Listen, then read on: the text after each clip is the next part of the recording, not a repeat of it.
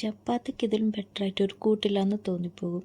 അപ്പോൾ അങ്ങനത്തെ ഒരു കറി ഉണ്ടാക്കിയാലോ, അതും വീട്ടിലൊക്കെ ബാക്കി വന്ന പരിപ്പ് കറി കൊണ്ട്.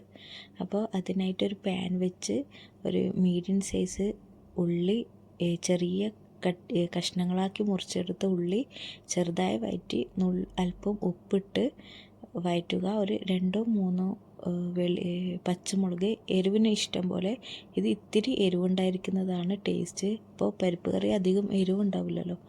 അപ്പോൾ നിങ്ങൾക്ക് എരിവിനാവശ്യമായ പച്ചമുളക് മുറിച്ചിട്ട് അതിലേക്ക് 2 മുട്ട പൊട്ടിച്ചൊഴിച്ച് അത് ഒന്ന് ഇളക്കി കൊടുക്കുക.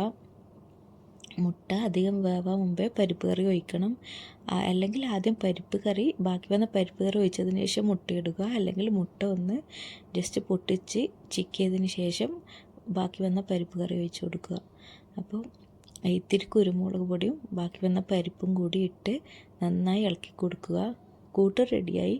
അപ്പോൾ നല്ല രീതിയിൽ ഡ്രൈ ആവുന്നത് വരെ അതൊന്ന് വെറ്റിച്ചെടുക്കുക. അപ്പോൾ പരിപ്പ് കറീൻ്റെ വെള്ളമൊക്കെ വെറ്റിച്ചെടുക്കുക. അപ്പോൾ കൂട്ട് റെഡിയായി. അപ്പോൾ സേവ് ചെയ്ത് വെച്ചോ. എന്തായാലും ട്രൈ ചെയ്യേണ്ട ഐറ്റമാണ്. അപ്പോൾ ഒന്ന് ഉണ്ടാക്കി നോക്ക്. ഇഷ്ടപ്പെട്ടാൽ സബ്സ്ക്രൈബ് ചെയ്ത് കമൻറ്റ് ചെയ്യാൻ മറക്കരുത്.